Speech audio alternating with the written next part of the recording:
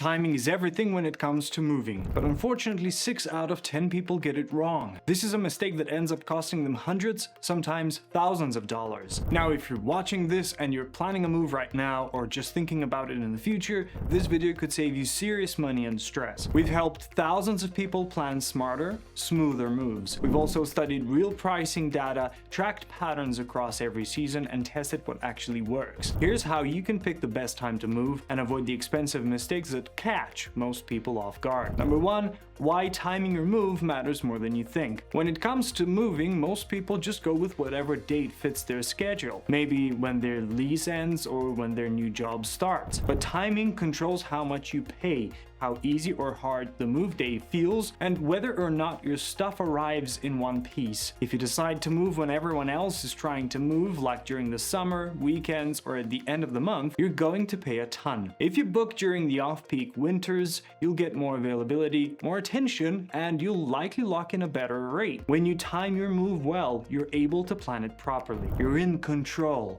You can pick a calm day, and you're not scrambling last minute hoping you don't forget furniture. We once had a client move on the last weekend of July. In case you didn't know, July is the peak of peak moving season. They booked late, paid double, and had to wait 3 extra hours because their movers were stuck finishing another job. Now, if they had picked a date in October, it would have been a totally different story. They would have gotten a discount, they'd have started early, and they'd probably be fully unpacked by evening. Timing isn't just a tiny detail to brush over. It makes a lot of difference in cost, in stress, and in how your entire move plays out. But there's a part of timing that most people don't even think about, a part that can quietly cause the most stress even if you get everything else right. Number 2, what makes a move expensive or stressful? When people think of timing, they usually only think in terms of the month or maybe the day of the week. But the specific time of day you move, that alone can make or break your experience. Things like forgetting to check traffic patterns in your area on your move day, or the weather,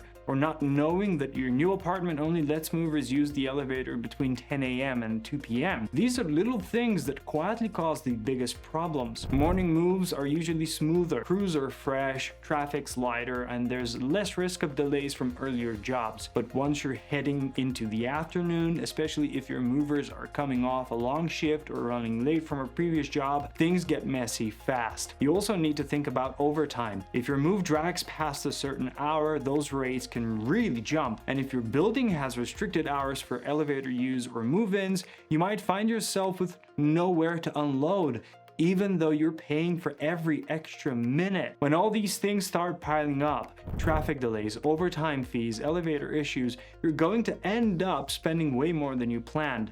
Sometimes you even need to split your move across multiple trips just to finish the job, which almost no one budgets for. I've talked a lot about timing. I've pretty much established that the right moment can save you a ton. But what are these specific times to actually move? Number 3, the absolute best time to move. The cheapest time of the year to move is January through February, or any time from October to early spring. These months are way less busy because most people don't want to deal with moving during cold weather or right after the holidays. If you're okay with that, you'll save a lot of money and have way more moving companies to choose from. Moving during the first or last few days is always chaotic. You get to deal with lease deadlines, packed schedules, and fewer crews available. But if you move between the 6th and the 24th, it's usually calmer, cheaper, and much easier to find a good team. Tuesday to Thursday is also the sweet spot during the week. This is mostly because people are booking those days, so prices drop, traffic is lighter, and the whole move runs smoothly. Avoid weekends unless you absolutely have to.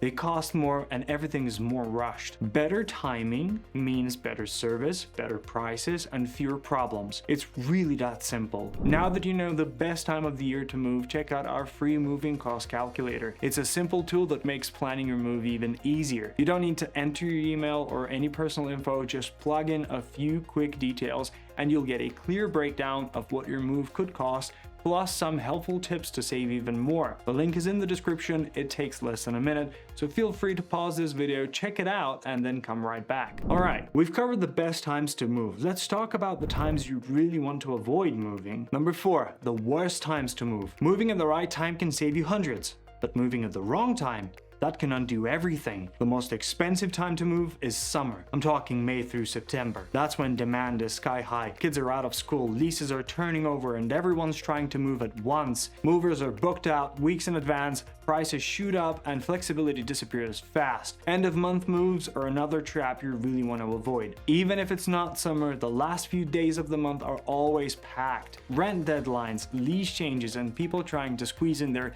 move before the first. If you try to book during this window, expect fewer time slots, more rushed crews, and higher rates. The weekends are also not the best times to move. Everyone wants to move when they're off work, which is exactly why those slots fill up first and cost more even for basic services. Plus, traffic is worse, which slows things down and increases labor time. There's also the holiday period, which is definitely one of the worst times to move anywhere. Whether it's bad weather, heavy traffic, or just people taking time off, moving during major holidays adds a whole layer of chaos. Most movers are short-staffed or stretched thin, and delays are way more likely. Now, even when you do book a mover during these high-pressure windows, they're usually juggling several jobs a day. That means your move might feel rushed, disorganized, or delayed right from the jump. But of course, none of this is one size fits all, because when it really comes down to it, the right timing also depends on who you are, what your lifestyle looks like, and what you're trying to work around. Number 5, different timelines for different people. There's no single perfect time to move that works for everyone. It all comes down to your situation, your schedule, and what you're working around. When it comes to families with school-age kids, summer seems to be the most practical option. They don't have to deal with school runs or mid-semester disruptions. If that's the route you're going, you'll want to book early and stay far away from weekends when prices peak and availability disappears fast. Now, if you're renting, you've got a little more wiggle room. Fall and winter usually offer better deals and more lease flexibility. Fewer people are moving, which means more open dates and less pressure when locking things in. If you're a college student, everything revolves around the semester calendar. You're likely moving right around the same time as hundreds of others, which means most dorm areas are in a scramble. You should definitely book early, plan ahead, and don't expect too much wiggle room. Working remotely and trying to move, you're probably the most flexible mover on the list. You've got the flexibility to choose midweek, off-season dates that most people can't. That kind of timing can save you serious money and make the whole process less chaotic. For long-distance moves, especially cross-country, it's a different game entirely. You've got to think about things like hurricane season, snowstorms, and holiday slowdowns. A delay in one state can throw off your whole delivery timeline, so the fewer obstacles on the road,